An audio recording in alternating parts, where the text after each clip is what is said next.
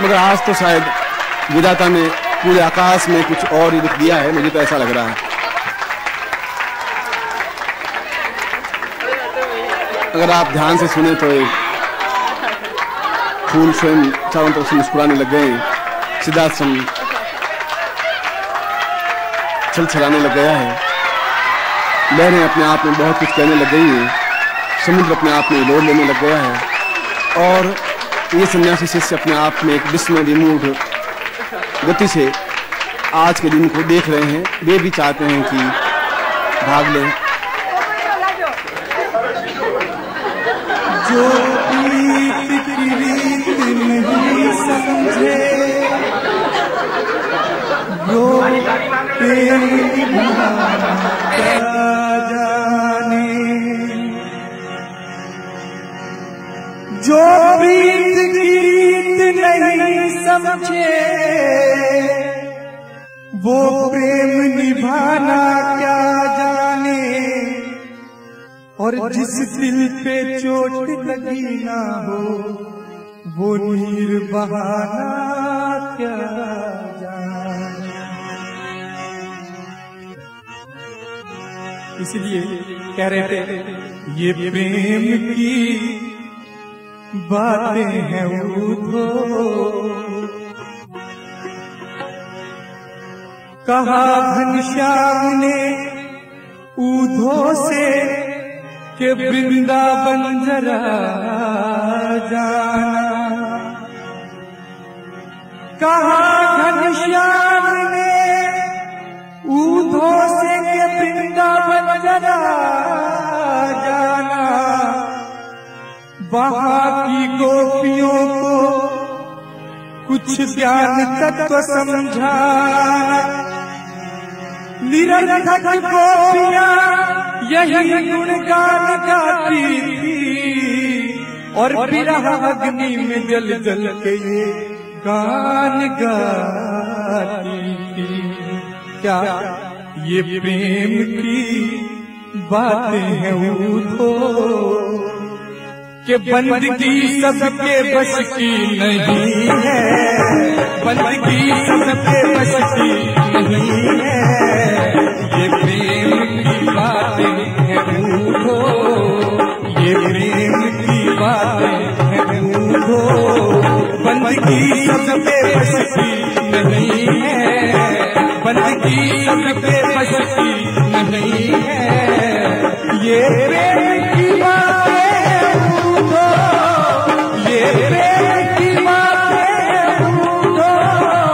बंदगी सबके बस की नहीं है, नहीं है, बंदगी सबके बस की नहीं है।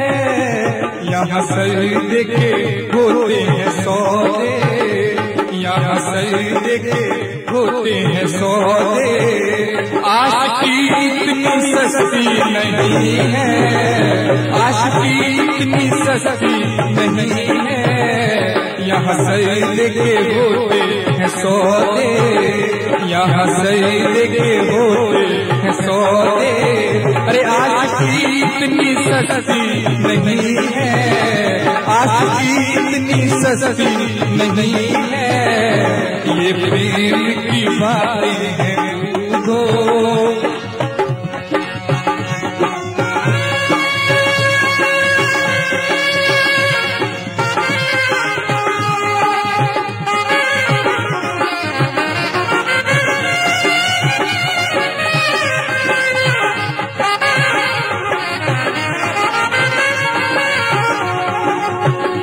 उधो जाओ हमको सताओ, उधो जाओ हमको सताओ, किसी और को ज्ञान सुनाओ, सुनाओ किसी और को ज्ञान सुनाओ, उधो जाओ हमको सताओ, किसी और को ज्ञान सुनाओ, सुनाओ किसी और को ज्ञान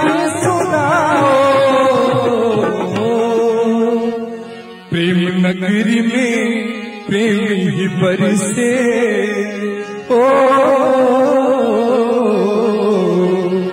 प्रेम नगरी नगरी में प्रेम ही बरसे, अरे ज्ञान वर्षा बरसती नहीं है, ज्ञान वर्षा बरसती नहीं है, ज्ञान वर्षा बरसती नहीं है, ज्ञान वर्षा बरसती नहीं है, ज्ञान वर्षा बरसती नहीं है। प्रेम नगरी में प्रेम ही बरसे, प्रेम नगरी में प्रेम ही बरसे, ज्ञान वर्षा बरसती नहीं है, नहीं है, ज्ञान वर्षा बरसती नहीं है। यहाँ सजदे के होते हैं सौदे, यहाँ सजदे के होते हैं सौदे, अरे आशिकी इतनी सस्ती नहीं है, आशिकी इतनी सस्ती नहीं है। यहाँ सजदे के होते हैं सौदे, यहाँ सजदे के होते हैं सौदे, अरे आशिकी इतनी सस्ती नहीं है, आशिकी इतनी सस्ती नहीं है।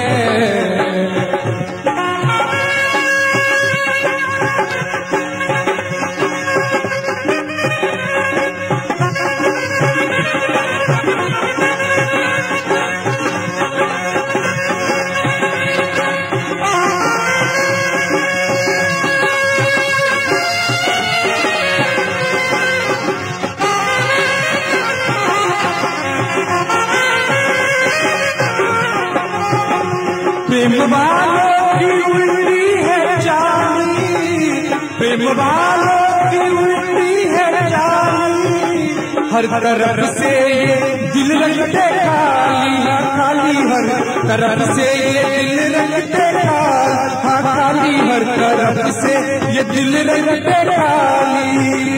प्रेम वालों की उल्टी है चाली, प्रेम वालों की उल्टी है चाली, हर तरफ से दिल रखते खाली, हर खाली हर तरफ से दिल रखते खाली।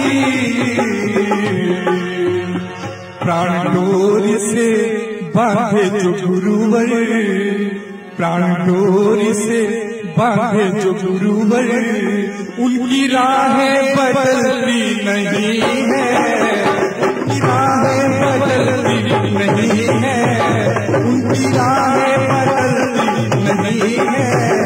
प्राण डोरी से बांधे जो गुरुवर, प्राण डोरी से बांधे जो गुरुवर, उनकी राहें बदलती नहीं है, नहीं है, उनकी राहें बदलती नहीं है। यहाँ सजदे के होते हैं सौदे, यहाँ सजदे के होते हैं सौदे, अरे आशिकी इतनी सस्ती नहीं है, आशिकी इतनी सस्ती नहीं है, आशिकी इतनी सस्ती नहीं है। बंदगी सबके बस की नहीं है, आशिकी इतनी सस्ती नहीं है, बंदगी सबके बस की नहीं है, बंदगी सबके बस की नहीं है। मैं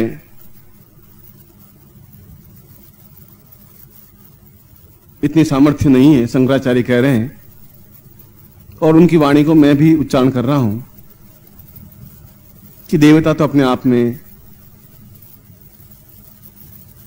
उच्च कोटि की आत्माएं होती हैं, और व्यक्ति ही आगे चल करके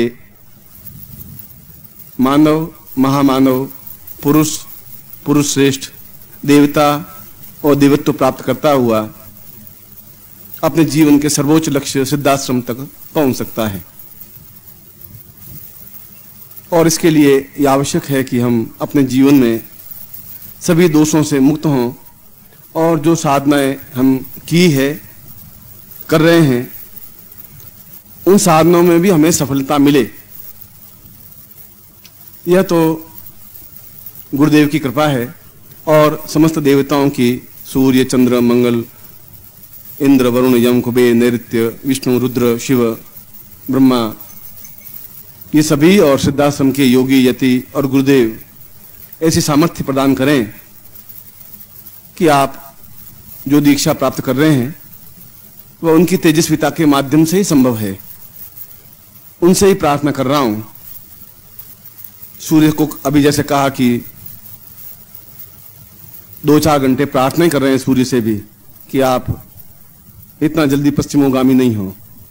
हम तो उनसे भी निवेदन कर रहे हैं, गुरुदेव से भी निवेदन कर रहे हैं कि शिष्य आतुर हैं और आप स्वयं और बाकी योगी यति सन्यासी इन शिष्यों को वह दीक्षा प्रदान करें जो अपने आप में दुर्लभ है और जिसके माध्यम से इनको पूर्ण सफलता मिल सके। कल भी मैंने ये बताया था कि प्रत्येक कार्य में गुरु और शिष्य के बीच में सबसे पहला और सबसे आखिरी शब्द होता है श्रद्धा, विश्वास और समर्पण। यह तो एक आवश्यक तत्व है और जब पूर्ण समर्पण होता है तो मन में किसी प्रकार का संदेह भ्रम नहीं रहता। जब संदेह और भ्रम नहीं रहता तो शिष्य अपने आप में पूर्ण सफलता प्राप्त कर लेता है। एक हवाई जहाज में पति पत्नी दोनों यात्रा कर रहे थे और मार्ग में हवाई जहाज का एक पंख टूट गया। ये पंख टूट के नीचे गिर गया और पूरा हवाई जहाज लड़खड़ाने लगा। लोग चीखने लगे, चिल्लाने लगे। पायलट ने कहा कि आप सभी कमर पर पेटी बांध लें, किसी भी समय जहाज नीचे गिर सकता है। तो कोई यीशु यीशु चिल्लाने लगा। अपने अपने जो इष्ट थे वो उनको याद करने लगा। कोई शिव को याद करने लगा, कोई विष्णु को याद करने लगा, कोई किसी को याद करने लगा। जो पति पत्नी यात्रा कर रहे, पति बिल्कुल शांत भाव से बैठा था, न यीशु को याद कर रहा था, न शिव को याद कर रहा था, न ब्रह्मा को याद कर रहा था। पत्नी शादी पहले हुई थी, बस हनीमून मनाने जा ही रहे थे या वहां से लौट रहे थे। उन्होंने कहा कि इतनी जहाज लड़खड़ा रहा है, पायलट ने कहा क्रैश हो सकता है, मर सकते हैं, समाप्त हो जाएंगे, और तुम्हें मन में कोई भय ही नहीं है, तुम मतलब कोई सोच ही नहीं रहे हो। तुम्हें कुछ, सब लोग कितने चिल्ला रहे हैं, कितने उतावले हो रहे हैं, कितने एकदम व्यथित हैं, कितने व्याकुल हैं, तुम कैसे आदमी हो। उसने एकदम एक चाकू था कमर में खोसा हुआ इतना बड़ा, चाकू निकाला और चाकू निकाल के पत्नी के गर्दन के ऊपर रख दिया। उसने कहा मैं तुम्हारा गर्दन काट रहा हूं। उन्होंने कहा मजाक क्यों कर रहे हो, तुम मेरी गर्दन काट ही नहीं सकते। उसने कहा जब तुम्हें मेरे ऊपर इतना भरोसा है तो मुझे भगवान पर पूरा भरोसा है कि तुम्हें हमें नहीं मारेगा, निश्चित रखिए।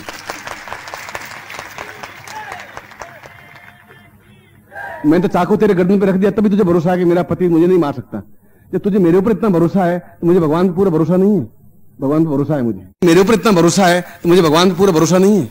भगवान पर भरोसा है मुझे, वो हमें कभी समाप्त नहीं करेगा। अच्छा जहाज क्रैश हो जाएगा तभी बचेंगे। तो आप भी जब आप में पूरा विश्वास होगा गुरु के प्रति, देवताओं के प्रति, मंत्र के प्रति श्रद्धा होगी कि असफलता मिल ही नहीं सकती उसी पत्नी की तरह, उसी पति की तरह, कि ऐसा तो संभव ही नहीं है, तब आप सही अर्थों में शिष्य बन सकेंगे, तब सही अर्थों में दीक्षा युक्त बन सकेंगे। और ऐसा आप हैं, ऐसा आप बने और जीवन में आप पूर्ण सफलता प्राप्त करें। ऐसा ही मैं आपको आशीर्वाद देता हुआ जो भी आगे के प्रयोग करता हूं, कल्याण कामना करता हूं। उनके साथ में उत्सव कर सकूं, नृत्य कर सकूं, भावनामय बन सकूं, और जो उनकी इच्छा है, और उनकी इच्छा है कि हम योगी हैं, हम सन्यासी हैं, हम साधक भी हैं, मगर जो उपनिषदों में शिष्य की परिभाषा लिखी हुई है उस कसौटी पर हम खरे नहीं है। क्योंकि मैंने आपको बताया कि कसौटी यह है कि श्रद्धा हो, दूसरी बात की विश्वास हो, तीसरी बात की समर्पण हो। और तीनों शब्द आपने सुने, तीनों का अर्थ आप समझते नहीं है। न आप में श्रद्धा पैदा हो सकती है, संभव नहीं है इस घोर युग में, क्योंकि कई प्रकार से भ्रांति पैदा कर लेते हैं, हो जाती है। ये जो मैंने दीक्षा दे भी दी और उसके बाद भी यदि कभी कोई संदेह पैदा हो गया, श्रद्धा में न्यूनता आ गई, तो वह तो दीक्षा अपने आप में व्यर्थ सी हो जाएगी, क्योंकि ये बेस है। अगर नीचे नींव ही नहीं है तो ऊपर मकान निर्मित कैसे हो पाएगा। एक समर्पण का अर्थ क्या है? क्या आप कोई धोती मेरे सामने रख दें वह समर्पण हुआ? क्या आप 500 रुपए रख दें तो मेरे पास समर्पण हुआ? अभी पवन खेतान ने 2 मिनट पहले कहा कि एक बहुत रिस्ट वॉच बहुत काफी कीमती 10-15 हजार की आपको भेंट करना चाहते हैं। मैं कहा तुम ले जाओ, मुझे चाहिए नहीं। ये बेटा पवन खेतान, ये 2 मिनट पहले की बात है, मुझे नहीं चाहिए। मैं उस रिस्ट वॉच को पहन के करूंगा क्या? समर्पण का मतलब ये नहीं है कि आप मुझे भेंट दें। मैंने तो आपको कहा मुझे भेंट नहीं चाहिए, मगर आपका समर्पण जरूर चाहता हूं, क्योंकि ये जो दीक्षा दी है, ये दीक्षा ये है कि आप पूरी साधना में सफलता प्राप्त करें। और यदि आप साधना में सिद्धि प्राप्त नहीं कर पाते हैं, जो आप चाहते हैं वैसा अगर नहीं हो पाता है, तब मैं किस जगह खड़ा रहूंगा? क्या कर पाऊंगा? कैसे मैं अपने आप को बता पाऊंगा? आपको दूसरी बार आपसे कैसे मिल पाऊंगा? आप मुझे बता दीजिए इस बात को। और ये जो सन्यासी से बैठे हैं और ये जो सिद्धाश्रम में आज जो वाद विवाद हो रहा है, रात को तो जूझना ही पड़ेगा मुझे वहां। वो कह रहे हैं कि आपको कोई समझना संभव नहीं है, आप मर्जी हो जैसा कर लेते हैं, कर लीजिए, आप जो कुछ करना चाहिए कर लीजिए, मगर ये नहीं श्रद्धा कर सकते, ये समर्पण नहीं दे सकते, ये शिष्य नहीं बन सकते। हम 20-20 साल से साधना रत हैं, समाधि रत हैं और शिष्य नहीं बन पाए। ये आपके समूह से आप कहते हैं शिष्य हैं, जिनके दोनों आधार, जिनकी नींव श्रद्धा है, समर्पण है, विश्वास है। विश्वास फिर इनका डिगमगाएगा। जो ही इस वातावरण से परे हटे, अपने गांव में गए, वापिस वही छल, वही झूठ, वही कपट, वही विचार, वही न्यूनता, वही कमियां, वो परिवार, वही घर और सारा क्लेश, वही तनाव, वही आप तो वापिस उस जगह लौट जाएंगे। और अगर लौट गए तो फिर इस दीक्षा लेने का फिर भावना क्या रही? फिर तो पूर्णता, शिष्यता बनी नहीं आपकी। मैंने दिए आपको साधना में पूर्ण सिद्धि प्राप्त करने की क्रिया, अलौकिक दीक्षा, अद्वितीय दीक्षा, और उसके लिए मैंने बोला था कि आप सही अर्थों में शिष्य हों। और वहां पर श्रीवास्तव में आपकी मदद कर दी, एकदम से अप्रत्याशित बात रख करके कि इनके 7 जन्मों की भी साधना कभी जिंदगी में की हो और इस जीवन में की हो तो उनको सिद्धि मिल जाए। और आंख में आंसू, और मैं इस धरती पर जो तुम्हें होता तो मैं थप्पड़ भी लगा देता, लात भी मार देता, तुम चलो हटो, ये अभी संभव नहीं है, ऐसा नहीं हो सकता, ये मैं नहीं दे सकता। मत दी कि मैंने ये उससे पहले ये बोल गया था कि मैं किसी के मुंह पर निराशा आज की तारीख में तो नहीं देखना चाहता। कल मैं डांट भी सकता हूं, डबड़ कुछ भी कर सकता हूं,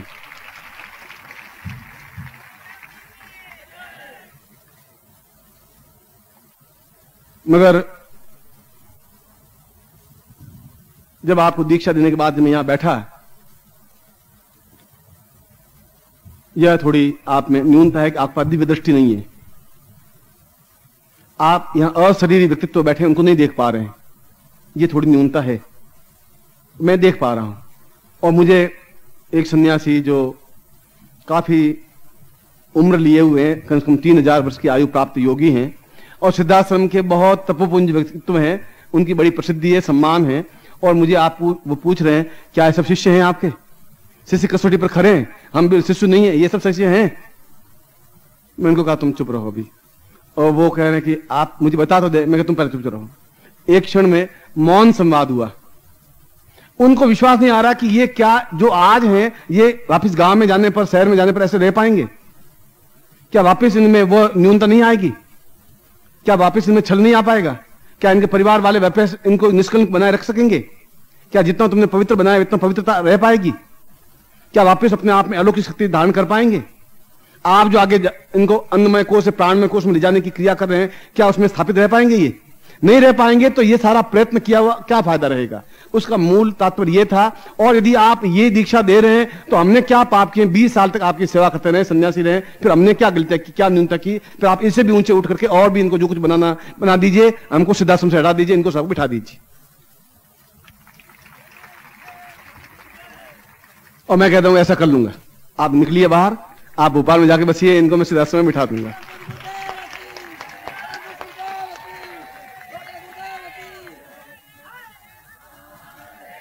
वास्तव में ये बात हंसी मजाक की बात नहीं है, एक गंभीर प्रश्न है उसका। उनका गंभीर प्रश्न है कि आप दें तो फिर उनको पूर्णता दें तो फिर अब आप जब देने लग गए हैं, जब आप सोचते ही नहीं है, कोई भी बनिया हिसाब लगाएगा कि मेरे पास 3 रुपए हैं तो 2 रुपए 99 पैसे खर्च करेगा, 3 रुपए खर्च कर देगा, पर 3 रुपए जगह 800 रुपए तो खर्च नहीं कर पाएगा ना।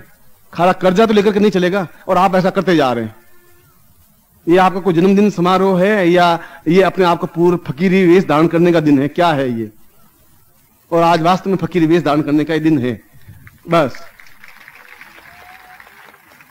जो कुछ होगा, मगर मैं ये नहीं चाहता हूं कि वापस आपके ऊपर कलंक लगे, वापस कालिमा लगे, कहीं कालिख लगे आपके कपड़ों पर, शरीर पर, जीवन पर, प्राण पर। मैं ये नहीं चाहता हूं। मैं ये नहीं चाहता हूं कि वापस आप में न्यूनता आ पाए। वापस ये नहीं हो कि आप हंस से वापस बगुले बन जाएं।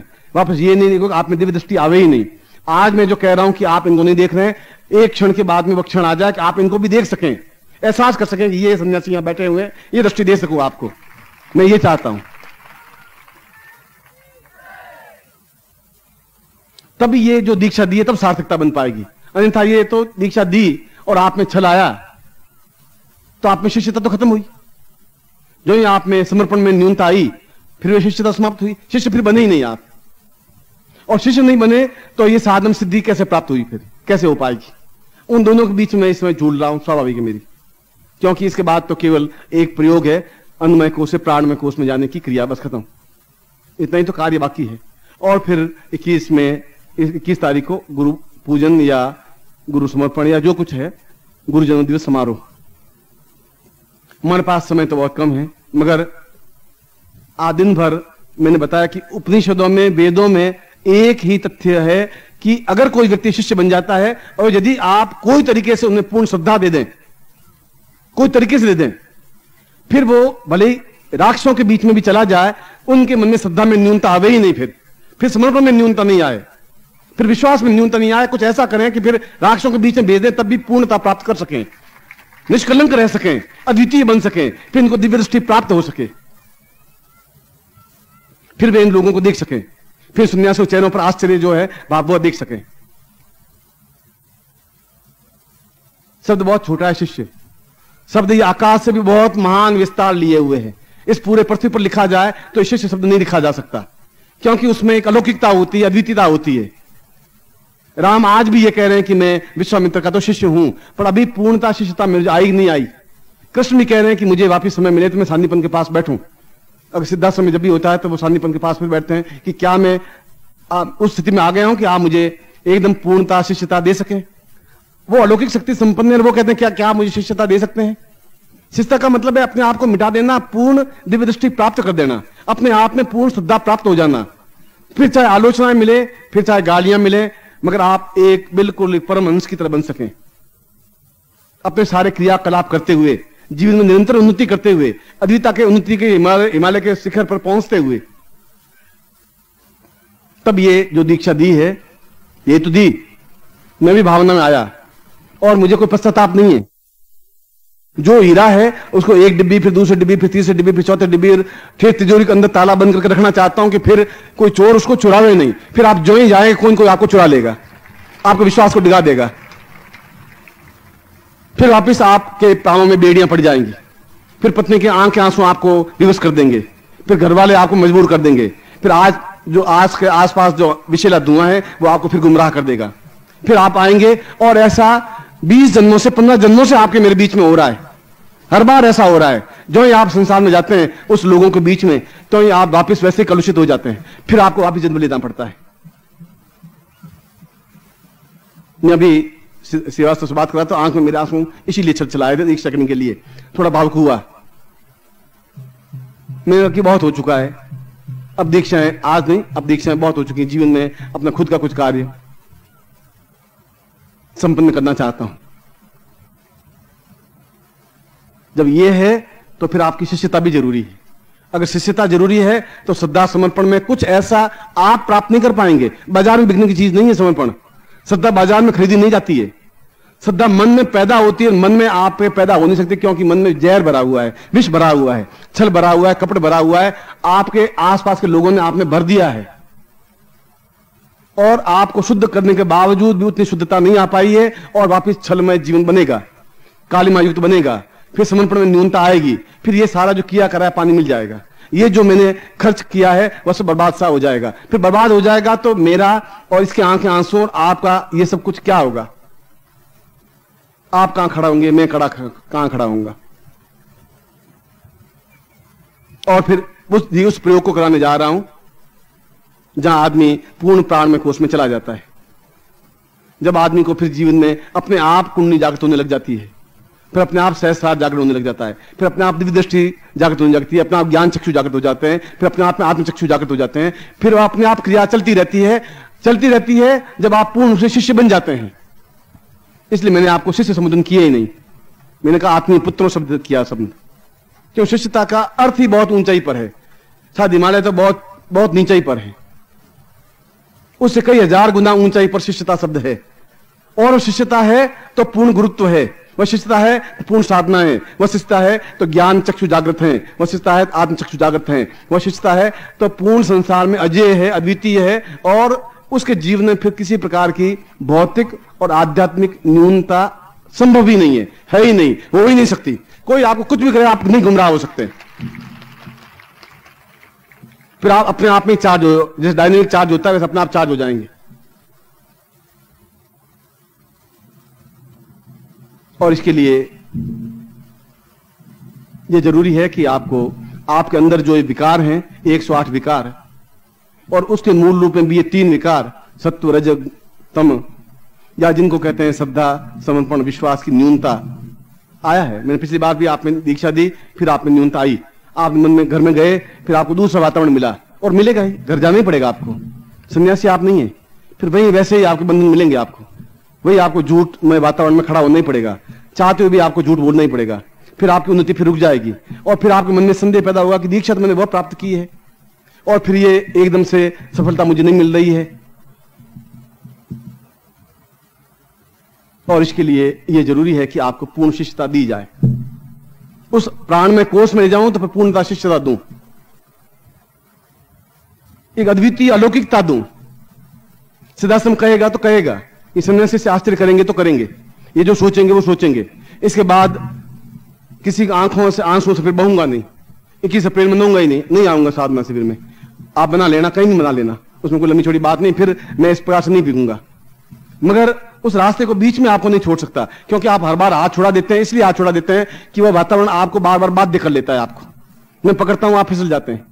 इस बार फिसलने की गुंजाइश रखना ही नहीं चाहता हूं, आप नहीं फिसलें और सफलता प्राप्त कर लें, हर हालत में सफलता प्राप्त कर लें, यही चाहता हूं मैं। और इसके लिए केवल एक ही तरीका है, एक ही उपाय है कि पूर्ण रूप से आपको शिष्य या शिष्याभिषेक दीक्षा दी जाए। शिष्याभिषेक दीक्षा का मतलब है पूर्ण रूप से शिष्य बना दिया जाए, आप में शिष्यता बढ़ दी जाए। आप मेरे शिष्य हैं या किसके शिष्य हैं, फिर आपको देवताओं की जरूरत नहीं है, फिर देवता आपके सामने हाथ जोड़ के खड़े रहते हैं, फिर महापुरुष स्वयं आपके सामने हाथ जोड़ के खड़े रहते हैं, क्योंकि आप उस जगह खड़े हैं। मैं उनका कोई अनादर नहीं कर रहा हूं कि आप देवताओं से बड़े हैं, हम तो बहुत निम्न हैं, मगर हमें वह दिव्यत्व है, फिर दिव्यत्व प्राप्त हो पाएगा, फिर अश्रद्धा नहीं आ पाएगी, फिर असमर्पण नहीं आ पाएगा, फिर न्यूनता नहीं आ पाएगी, फिर छल नहीं आ पाएगा। इस जीवन में फिर सामने वाले के मन के सारे भेद समझ सकेंगे, इसका भूतकाल भविष्यकाल देख सकेंगे, फिर हमारे ऊपर कालीमा नहीं लग पाएगी। और जो ये साधना दीक्षा ली, इस विद्या की पूर्णता इस जीवन में फिर दूसरी बार पुनरावृत्ति की जरूरत नहीं रहेगी, फिर दूसरी बात कहने की जरूरत नहीं रहेगी, फिर मुझे आपको ये शब्द मुझे दोहराने की जरूरत नहीं रहेगी। फिर ये समझ नहीं करना पड़ेगा कि मेरे आत्मीय पुत्रों, सीधा गर्व से साथ कह सकूंगा मेरे शिष्यों, और मेरे शिष्य अपने संसार में अद्वितीय शिष्य हैं। ऐसे शिष्य बनाकर दिखा देना चाहता हूं पूरे संसार को, संसार के सारे लोग सुने।